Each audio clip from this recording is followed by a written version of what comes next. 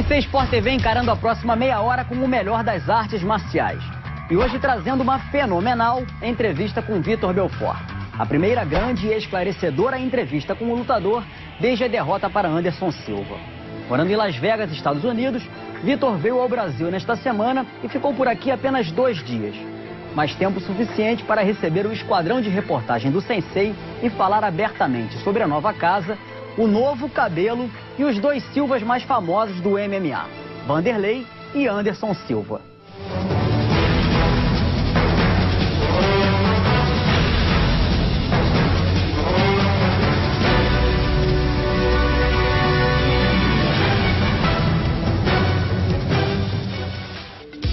A gente já pôde ver o Vitor Belfort com uma cabeleira quando enfrentou o Marvin Eastman. Eu já vi você lutar careca. Aqueles listos também. Com as tranças pra trás e agora lançou um moicano.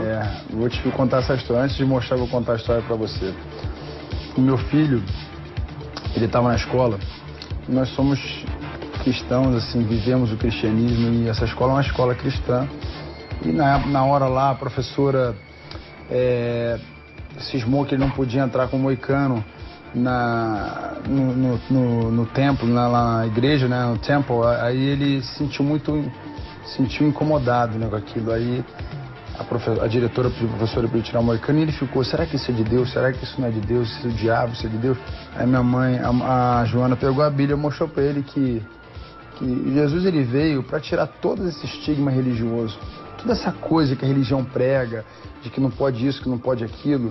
Jesus, ele veio ver o coração. A gente conversamos com ele, filhão, Jesus, ele está preocupado com o seu coração é um coração reto.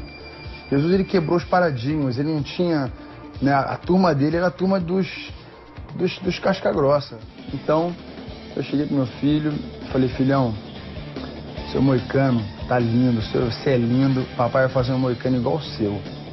Amanhã a gente vai chegar lá no teu colégio de moicano. Aí eu sentei na reunião, dei uma aula para essa diretora de Bíblia, para essa religiosa, e acho que ele nunca vai esquecer aquele momento. Eu olhei para ela, peguei a palavra, falei: me mostra nas suas regras da escola que meu filho não pode usar moicano. Não tinha. Falei: deixa eu te mostrar na Bíblia o que não pode. Eu vou fazer o moicano para te provar que o moicano é de Jesus. Então tá aqui o moicano, gente. É essa história. Vocês estão literalmente na minha intimidade, hein? Literalmente. Eu não abro mão, porque vocês fazem parte da minha vida, então tá aqui. Então meu moicano não é igual ao do Davi. O moicano do Davi, vocês vão ver, estão vendo aí na foto, o moicano do Davi é esse aí, ó. Mostra aí. Além de bastante esclarecido, o Vitor Belfort é uma pessoa extremamente habilidosa com os esportes em geral. A gente sabe que você é fenomenal no boxe. Exatamente quem que você vai perguntar. No tênis, a gente já teve o prazer de ver você praticando tênis, mas a gente tem uma pessoa muito especial que vai encher tua bola para falar do futebol. Dá uma olhada. Eu costumo dizer para os zagueiros, até mesmo sendo treinador de profissional, dizer que para onde o nariz está apontando, você chuta, menos para se estiver olhando para o seu gol. Então ele, nesse ponto, era vigoroso, quer dizer, tinha velocidade, era um cara com uma boa inteligência, então sabia fazer bem cobertura, era um bom zagueiro. Então, grande ídolo mundial, Zico, comprovando aí o teu virtuosismo para os esportes, iniciou uma carreira de futebol como amador. Fui bem, não posso dizer que eu fui muito bem, mas eu fui eficiente. Inclusive, como o Zico falou, ele falava assim, ó: deu errado na zaga. Quando a gente era pequeno, a zaga tem que ser o seguinte: não pode entrar gol. Era fácil me ensinar a criança que é questão de matemática. Futebol é matemática. 2-1, quem ganhou? Quem jogou melhor foi o outro. 2-1, ganhou o que tem 2. O que tem 1 é fácil, é matemática. Então ele falava: Vitor, não inventa. Aponta para onde o nariz, chuta para onde o nariz está apontado. Só não chuta contra o goleiro, né? Então era essa brincadeira do Zico na nossa zaga, era eu, o Juan. Tinha também a opção de outros zagueiros muito bons, mas eu ali, acho que era o líbero dele, eu era a segurança dele. Ele se sentia seguro que não ia ter errado. A gente ia proteger, para a gente sair de lá com a matemática positiva. Bom, agora a gente vai entrar de sola, se é que me entende, no assunto que todo mundo quer saber. Também assisto, as lutas dele eu assisto, quando posso, né? E, inclusive, nós tivemos até para ir nessa última lá em Las Vegas. Eu acabei tendo que viajar aonde que eu estava não pegava, né? Então por isso não pude assistir. Você inclusive citou aí as duas maiores torcidas brasileiras, né? O Flamengo e o Corinthians, e a gente teve dois grandes representantes, um rubro-negro e um corintiano, que se enfrentaram, fizeram uma partida no octógono. Não sei se é corintiano, nunca soube que ele era corintiano não, mas de repente tá valendo, o dinheiro entrou e virou corintiano. Tá o Anderson vestiu a camisa literalmente do Corinthians e fez a defesa, a 8ª defesa de cinturão, venceu aquela partida. O que você tem para dizer sobre esse duelo Flamengo-Corinthians? O que eu tenho para dizer, meu amigo, é isso, parabenizar, porque o Anderson mostrou que treinou, mostrou que ele se preparou, ele evitou o confronto de strike, focou muito no chute. Acredito que ele tenha treinado esse chute, é um chute que de 10 chutes ele entra um, né? Óbvio, isso aí é matemática, você vê um chute que não... O histórico desse chute, é óbvio que é uma coisa que o Anderson nunca fez, é uma coisa que de repente ele... No momento que eu parei, ele me acertou. E, meu amigo, é o seguinte, sorte só tem quem treina, entendeu? Sorte só tem quem treina. É óbvio que eu acho que o resultado não seria esse ao decorrer da luta. Poderia acontecer outra coisa. Poderia ser eu ou poderia ser ele. No momento, fui eu. Vitor, the talking is over. The war begins. Don't blink, you know. Two champions fighting each other, small gloves. Anything can happen. I am the champion. Tonight, I will remain champion. Se o cara lutar contra um campeão, meu amigo, não existe invencível, imbatível, entendeu? Então, no meu ponto de vista, é o seguinte, ele igual aquela luta. Na próxima, eu tenho certeza que eu posso ganhar também. Então, agora, pode ser que não. O importante é o seguinte, é parar com esse negócio de, eu não tenho muito isso. Eu sou um cara que quebrei um paradigma. Eu quero que os grandes desafios aconteçam, porque é por isso que o esporte vai crescer. Então, essa luta foi um divisor de água, foi, como diversas outras lutas foram. Diversos momentos do esporte vão ser divisor de água. O importante é o fã, ele receber aquilo que ele paga. Principalmente aqui no Brasil, onde o cara paga o canal, um canal combate. O cara vibra com isso, entendeu? Então ele tem que vestir a camisa do fã. Então, eu visto a camisa daquele cara, porque eu sei qual a luta que ele quer ver. Então eu sou uma pessoa que eu sou aberta a isso, a minha mente é aberta, eu acho que o esporte tem que crescer e para isso as pessoas têm que um ajudar o outro, um ensinar o outro, não ter esse negócio de não vou ensinar, não vou melhorar, porque eu acho que o esporte cresce quando grandes mitos se encontram. A luta teve pouco mais da metade de um round de duração e deu para perceber que você estava com bastante iniciativa, uma movimentação muito ágil, muito veloz e muito corajosa. Eu parei, ele me acertou. Se você perceber na luta, o tempo inteiro buscando a luta, eu querendo, circulando e ele preparando, querendo que eu parasse. Tenho certeza que a estratégia dele era ele parar para ele poder me chutar. Eu tenho certeza que ele não esperava que aquilo ia acertar de primeira. Eu esperava que ele estava pronto para uma batalha. Ele sabia que ia ter uma batalha. Tenho certeza que dentro dele ele estava, caramba, vou ter que trocar, esse cara é sinistro na mão, vou ter que fazer alguma coisa diferente. Ele fez. Deu certo aquele dia. Eu só tenho que parabenizá-lo, gente. Eu só tenho que fazer isso. Eu tenho que aceitar a derrota porque foi o que aconteceu. Eu não tenho que ficar aqui dando desculpa, como seria. Seria outra coisa. Agora, eu tenho certeza que eu gostaria dessa luta de novo. Eu gostaria de uma revanche. Eu tenho certeza que todo mundo quer ver essa revanche. Eu lembro com o Lourenço e com o Dana uma vez numa reunião, quando eu soltei engolho, eu falei assim, meu amigo, deixa eu te falar. Eu quero ver esse esporte gigante no meu país, eu quero ver esse esporte gigante no mundo. A luta que você precisar eu faço. Se pedirem para me lutar com o Brock Lesnar, eu luto. Porque eu tô em pró no esporte. Eu tô em pró de quebrar paradigma. Se eu quero quebrar paradigma, eu tenho que enfrentar desafio. E eu não tenho medo de gigante. O único medo que eu tenho, Marinho, é só um. Você sabe qual é esse medo? De Deus fazer uma coisa e eu não estar incluído. Esse é o meu único medo. O resto, meu amigo, eu não tenho medo. É o único medo. Deus fazer algo e eu estar fora. Eu quero estar lá nem que seja para limpar o toalete. Esse é o meu único medo.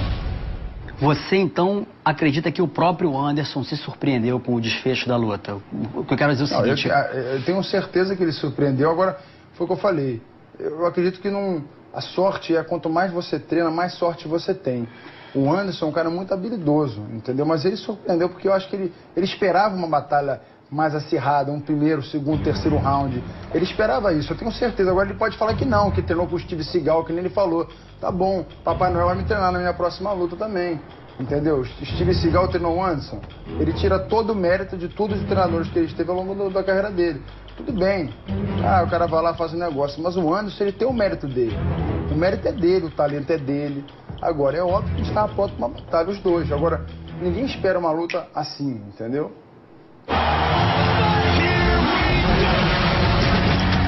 Você é considerado mundialmente como um dos lutadores mais perigosos do mundo no primeiro round, indiscutivelmente. O que eu quero saber é, a luta acabou no primeiro round, mas você estava preparado para ser igualmente perigoso nos outros 4 rounds, se fosse necessário? Marinho, palavras, eu posso falar o que eu quiser aqui. E eu vou, de repente, convencer 1, 2, de repente não vou convencer todos. Palavra, falar, você pregar, você dar um discurso, é muito fácil. É muito fácil. O difícil é você transformar isso em ações, né? Eu acho que hoje atletas no mundo inteiro fazem coisas terríveis. Eu não estou aqui para citar nomes, mas depois eles se pedem desculpa, eles ficam com medo. Por quê? Vai mexer no bolso dele, né? Então eu acho que um homem que tem caráter, dignidade, ele vive independente se ele vai ganhar ou se ele vai perder. Eu tenho treinado muito. Eu não treino, ninguém treina mais que eu naquela academia, ninguém treina mais que eu. Eles têm que pedir pra me parar de treinar, porque eu quero dar o primeiro round. Se eu vou lutar 3 rounds, eu quero lutar 3 rounds em cima. E todo mundo sabe que quando eu luto, é uma luta. Eu não fico enrolando. Já teve momentos na minha vida que eu lutava pra não perder. E quando eu descobri que quando a gente luta pra não perder, a gente já perdeu. Então eu luto pra ganhar. Se o resultado vai ser positivo ou negativo, não interessa. Eu quero sair daquele ringue como eu saí, aplaudido. Eu não entrei vaiado e não saí vaiado. Eu entrei aplaudido e saí aplaudido. É dessa forma. É dessa forma que eu entrei. Tenho certeza que se essa luta fosse nos Estados Unidos, na Rússia, na Europa, as pessoas sabem quem eu sou. Elas não me aplaudiam, não gritavam o meu nome na entrada e na saída à toa. É pela minha história, pelo meu caráter e por aquilo que eu dou pra eles aquele show, né? Agora eu não posso garantir vitória. Infelizmente isso não tá nas minhas mãos porque eu tô lutando com um grande adversário do outro lado que tá treinado e tá preparado também pra ganhar. Agora que eu vou lutar os 5 rounds, eu prometo, eu vou lutar até o final, meu irmão. Em nenhum momento acho que foi questionada qualquer displicência ou despreparo. Para lutar com um lutador como o Anderson, que é um cara completíssimo e, além de tudo, um cara de durabilidade, de absorção e de muita resistência. O que você planejava levar para aquela luta para surpreender o Anderson? Ele sabia que eu ia nocautear ele. Quedas, trocação. Ele sabia que eu ia nocautear. Eu tinha certeza. Eu tinha certeza que eu ia nocautear ele com as minhas mãos. No início eu já dei início nisso. Ele já viu. Ele não queria trocar a mão comigo. Ele não queria. Eu tenho certeza, isso é comprovado. Não queria trocar. Ele quis literalmente buscar a luta e trabalhar os chutes dele. Agora eu tenho certeza que eu tenho esse poder. E esse é um dos dons que Deus me deu. Agora, se você vai conquistar isso na luta ou não, naquela eu não conquistei. Ele conquistou o nocaute dele. E parabéns pra ele. Foi esse o desfecho. O desfecho foi bom pra ele. Foi ruim pra mim. Acho que naquele dia a aranha picou o leão. Vitor, o chute doeu. A gente sabe que um nocaute, um soco, né? Desliga quando o lutador é nocauteado, ele desliga e não sente nada. O chute foi muito bem, pegou de uma maneira assim que nunca ele imaginaria pegar daquele jeito. Ele pegou de baixo, né? Ele veio e foi e teve uma angulação e pegou bem no queixo. E naquele momento que ele pegou no queixo, eu caí, não em nocaute ainda, mas ele precisamente, ele tomou um susto, ele veio pra cima e diferiu 2 golpes. Foram 2 socos limpos. E foi onde o Yamazaki interferiu, muito bem interferido a luta e muito bem desferido os golpes do Anderson. Mas assim, não doeu, não senti dor. Ele me tirou de eixo. E quando ele me tirou de eixo, logo em seguida, ele teve o instinto de um campeão, que é liquidar a fatura. Eu acho que é muito legal a gente levantar essa bola, já que você tocou nesse assunto. Você foi levado ao chão com um chute, seria um knockdown, caiu ainda consciente e o Anderson liquidou a fatura. Ficou esperando que o Yamazaki interviesse. Não, ele não esperou, ele não acreditou que eu caí. E quando ele viu, ele foi pra cima e deu 2 socos e o Yamazaki interferiu. foi esse o desfecho da luta. Ele não acreditou que eu caí daquela maneira, ele não acreditou que o chute... Que é difícil você imaginar que um chute, dar um chute e falar assim, não, esse chute agora vai pegar. Da maneira que pegou. Não, você pode falar, o chute vai pegar, você não sabe o que vai acontecer. É igual um soco. Quando você desfere um soco, o trabalho de nocaute com soco é muito mais previsível.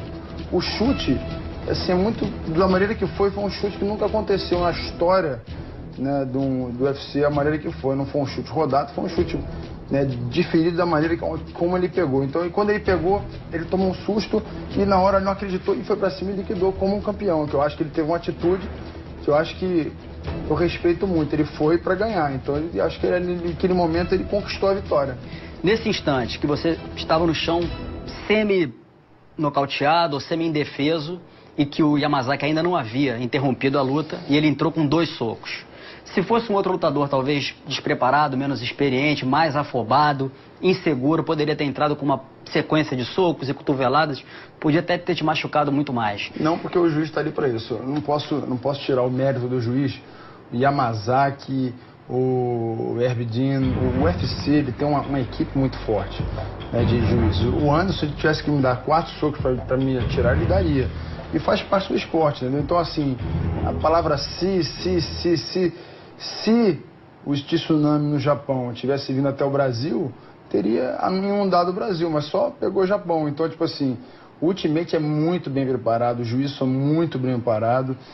E ele parou a luta no instante. O Anderson não parou. Quem parou a luta foi o juiz. Então, assim, a gente não pode tirar os méritos da equipe do UFC. Não, com certeza. O Yamazaki interviu na hora certa. Mas os 2 socos que o Anderson encaixou para que a luta fosse interrompida, eles poderiam ter sido desferidos 2 socos nos olhos e você ter saído que nem um tubarão martelo. Mas ele pegou onde pegou. Eu acredito que ele pegou no lugar. Ele queria definir. Agora, se ele me desse um soco na barriga, eu podia ter recuperado. Se ele me desse um soco no olho, de repente eu não teria apagado. Ele me deu o soco que me desferiu e liquidou a fatura.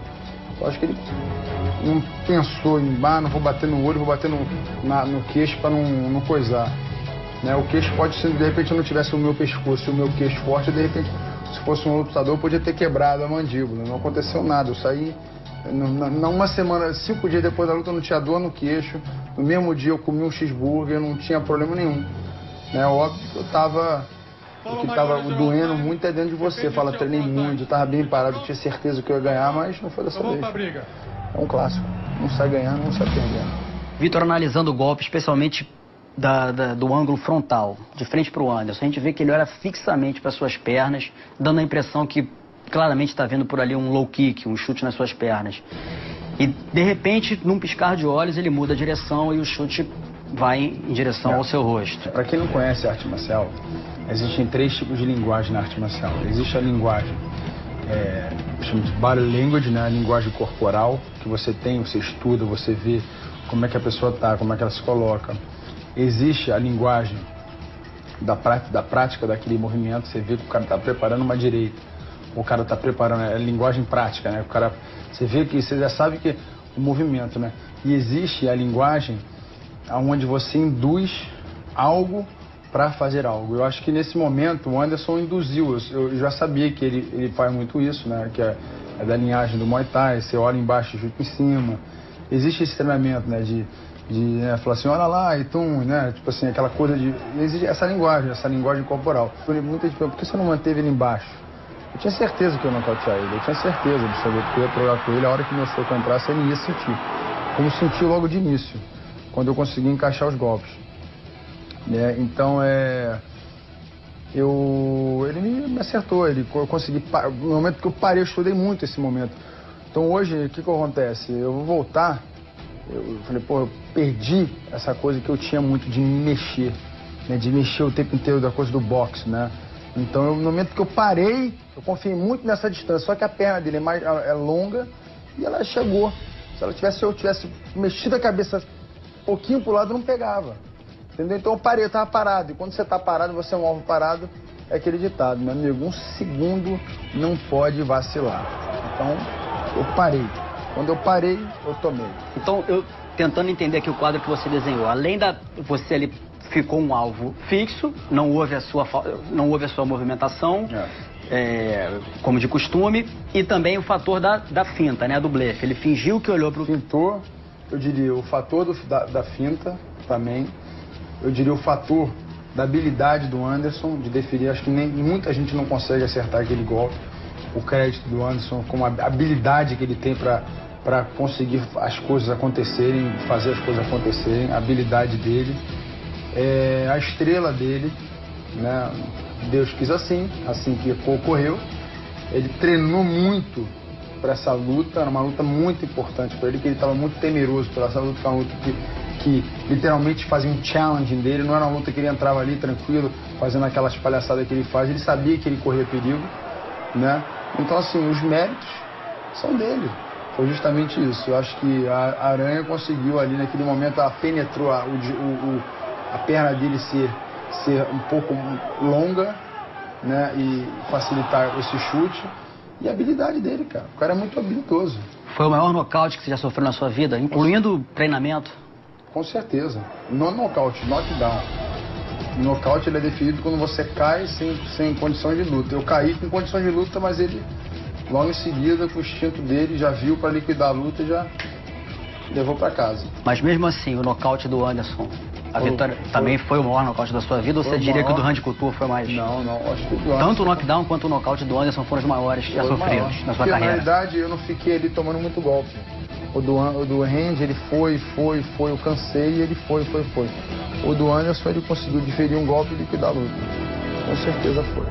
Vitor, logo após a luta, ainda ali em cima do octógono, o Anderson e você se abraçaram e puderam conversar durante alguns minutos. O que ele disse naquele momento e como está a relação entre vocês dois de agora em diante? Olha, Marinho, a minha relação sempre esteve, está e vai estar mesmo. Comigo eu não vou variar de emoções, de sentimentos, com que um desafio ou uma competição tire o meu amor, o meu carinho e a forma que eu te trato. Eu vou te tratar igual, seja para vender ingresso ou para não vender ingresso. O meu relacionamento com você, independente de eu ganhar ou de eu perder, é o mesmo antes, durante e depois. Com o Anderson não foi assim. Mas ele, quando acabou a luta, ele se mostrou a pessoa que eu conhecia. A pessoa simples, reconhecimento, o valor do próximo. Mas, infelizmente, só depois de ele ter conquistado aquilo que ele teve e aquilo que era dele, né, na concepção da vitória e da derrota, ele reconheceu. Mas não acredito, comigo, eu, Vitor, eu fui o mesmo antes, sou o mesmo, fui o mesmo durante e serei o mesmo depois.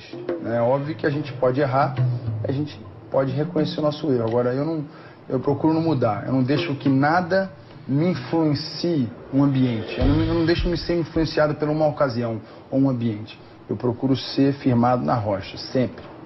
E o que ele te disse naquele abraço? Me abraçou, falou, meu irmão, eu comecei o esporte por causa de você foi umas pessoas que me falou coisas lindas e maravilhosas.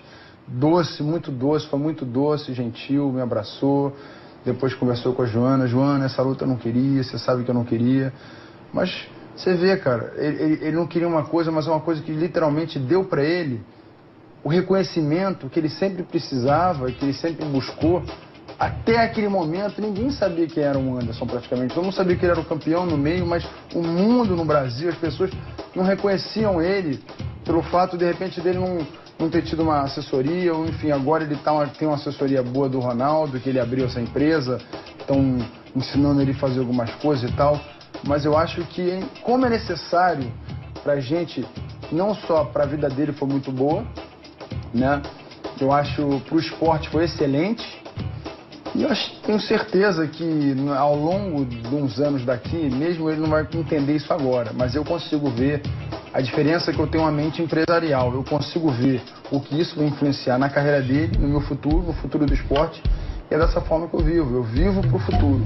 E quanto à pesagem, Vitor? A pesagem foi, sem dúvida, a pesagem do século. Você acha que houve excessos?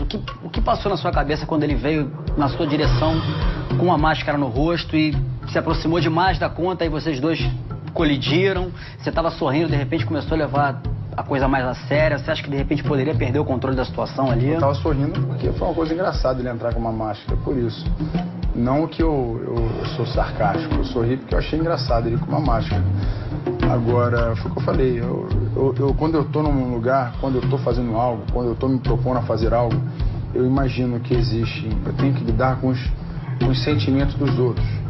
Mas como é que eu faço com que o alimento que o outro quer jogar em mim, se eu falo palavras feias, palavras horrendas pra você, é que eu tenho todo o desejo que você faça aquilo pra mim. Então ele falou palavras feias, horríveis e terríveis, que eu não gosto nem de falar aqui, pelo menos pela pressão, pelo que ele estava vivendo, pelo medo que ele estava e ele queria expressar, ou para mexer com o meu psicológico. Tenho certeza, se eu me igualasse a ele, eu ia anular tudo aquilo que eu prego. Eu ia anular tudo aquilo que eu prego. Porque meu filho chegou em casa e falou assim: papai, você é o cara. Você é o cara. Porque em nenhum momento você perdeu o seu equilíbrio. Meu filho de 6 anos. Se eu acredito em algo, eu tenho que viver aquilo. Na pressão, na dificuldade, na alegria. Então é dessa forma que eu vivo, Marinho. Eu não deixo que nenhum evento... É óbvio que tem coisas que te tira do eixo. Mas eu estava preparado psicologicamente, estava forte fisicamente. E ele ficou ali intimidado comigo, porque eu em nenhum momento recuei do desafio.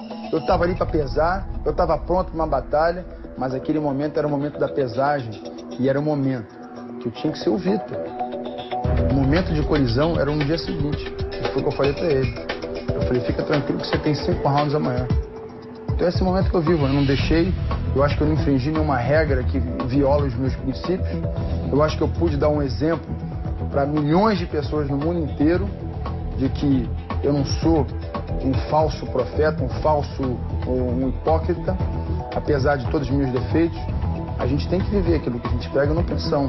É muito fácil ser fiel no pouco, muito fácil ser fiel. Mas quando você tem que ser fiel no muito, é muito mais difícil. É muito fácil você pregar lealdade, fidelidade e não saber o que significa isso na essência. Então é dessa maneira que eu vivo, Marinho.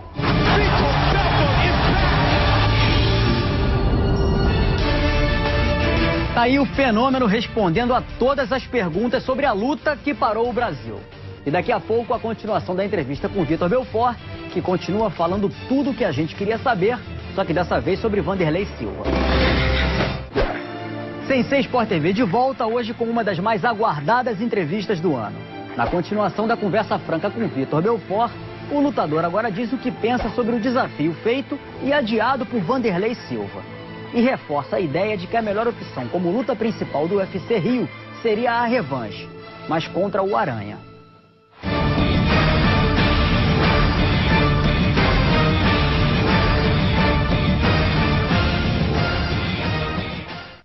Você sugeriria uma revanche contra o Anderson Silva, que é claro que é uma luta de absurdo, extremo apelo, acho que seria até a superação da própria superação dos recordes, uma revanche entre você e o Anderson, mas existe uma outra revanche antes disso e que na verdade é a grande especulação, é o grande desejo não só do povo brasileiro, mas também como o desejo do presidente do Ultimate, o Dana White, que já manifestou total interesse que você e o Wanderlei Silva se reencontrem.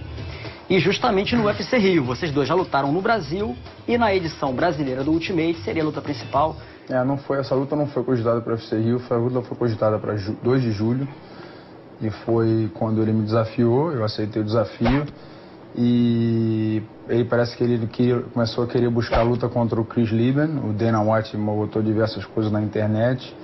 As pessoas me perguntavam, como eu falei, eu não tenho nada pessoal, é profissional. Acho que é uma luta que o povo quer ver, o fã quer ver, então é uma luta que é uma luta que os fãs querem ver, então eu aceitei. E ele fechou com o Chris Lieben. E agora essa luta não vai acontecer no Brasil. Essa luta não vai acontecer no Brasil, porque ele acabou de lutar em julho, 2 de julho, contra o Chris Lieben. A guerra já começou, eu vou te pegar, entendeu, meu irmão? Tem essa, não tem, eu vou pegar porque a nossa primeira luta não ficou bem esclarecido, o cara entrou ali, ninguém sabe se foi um lance técnico, mas também foi sorte. Se a luta deu desenrolar, não houve luta. O cara me nocauteou rápido. Então, só entendendo a cronologia dos fatos, o Wanderlei havia pedido essa revanche, pelo menos em 2 oportunidades, em pelo menos 2 entrevistas do Sensei, que a gente fez com o Wanderlei. E eu já estou me preparando para essa luta, já estou agindo no psicológico dele. Todo mundo sabe que o fraco, o cara é forte, tudo, mas o psicológico dele é fraco.